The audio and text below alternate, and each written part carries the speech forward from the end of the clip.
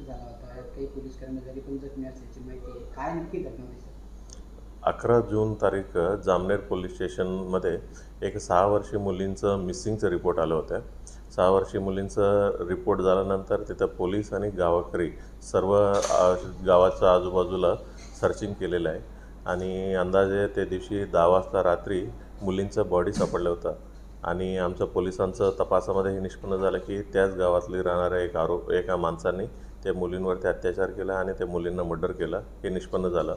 आम्ही जामनेर पोलीस स्टेशनमध्ये FIR दाखल केलं आणि त्याच्यानंतर आरोपींना अटक करण्यासाठी 5 वेगवेगळ्या टीम करण्यात आल्या होत्या आणि त्या आरोपींना कालच्या दिवशी भुसावळमधून अटक करण्यात आलेलं आहे आणि आरोपींना अटक केल्यानंतर आरोपींना जळगावमध्ये आणलं होतं आणि त्या गुन्ह्यातला इन्व्हेस्टिगेशन ऑफिसर आहे SDPO पाचोरा येरुले हा इथं जळगावात येऊन अटकच्या कारवाई चालू होत्या. त्याच दरम्यान जामनेर पोलीस स्टेशनमध्ये काही लोक जमा झाला आणि काही लोक जमा होऊन त्यांनी असे डिमांड करत होते की आरोपींना आमच्या ताब्यात द्यावी आणि आरोपींना आम्ही त्यांना शिक्षा देऊ अशा डिमांड करत होता. तिथला पोलीस स्टेशनमध्ये असलेले अधिकारी आणि कर्मचारी ते पब्लिकला समजून सांगत होता की म्हणजे आरोपींना अशा ताब्यात देणं शक्य नाही आहे. ही गोष्टी समजवत असताना काही वेळानंतर रास्ता रोको केलं आणि तिथं तणावपूर्ण वातावरण झालं होतं आणि पोलिसांवरती दगडफेक झालं आणि त्याच्यानंतर पोलिसांनी स्वल्प बल वापरून त्यांना ते पब्लिकला डिस्पर्स करण्यात आले होते आणि त्या दगडफेकमध्ये 15 पोलिसांना जखमा झालं.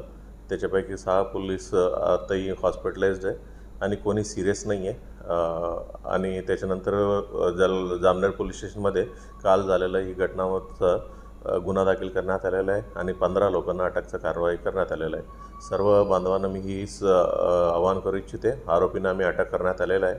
तपास एक SDPO दर्जाचा अधिकाऱ्यांकडे तपास आहे आणि त्याचा चांगल्या पद्धतीने आम्ही तपास करू. लवकरात लवकर त्यांच्या चार्जशीट देखील करू आणि कोर्टाला रिक्वेस्ट करू की त्याला फास्ट ट्रॅक कोर्टमध्ये चालवावी आणि जास्त कडक शिक्षा त्यांना देण्यात यावी असं आम्ही कोर्टाला देखील आम्ही रिक्वेस्ट करतो. कोणी सर्व बांधवांना हीच आवाहन करतो की कोणत्याही अफवावर विश्वास ठेवू नये. आम्ही सर्व जबाबदारी आमच्या चांगल्या पद्धतीनं पार पडत आहे. सध्या काय परिस्थिती आहे? ते सर्व घटना घडल्यानंतर अर्धा तासात सर्व शांततात आहे. आता काही तशा तणावपूर्ण परिस्थिती ते जामनेरमध्ये नाही. किती जणांच्या विरोधात एकूण गुन्हे दाखल करण्यात आले? 15 जणांना अटक केली. गुन्हे किती जणांच्या विरोधात? गुन्हे म्हणजे ते काय लोकांचं नावासहित घेतलं होतं आणि त्याच्यानंतर इतर आरोपी म्हणून घेण्यात आलेले आहे. ते सर्व CCTV फुटेज आमच्याकडे आहे. जे कोणी म्हणजे अशा कृत्य केलं तर सर्वांचं नाव निष्पन्न करून ते नाटकचं कारवाई करण्यात येईल. काल पोलिसांना हवेत गोळीबार, अश्रुधूर, लाठीचार्ज ही करण्याची वेळ आलेली होती. ते एकदा दगडफेक झाल्यानंतर त्यांना पब्लिकला डिस्पर्स करायला स्वल्प बल वापरायला लागलेलं आहे.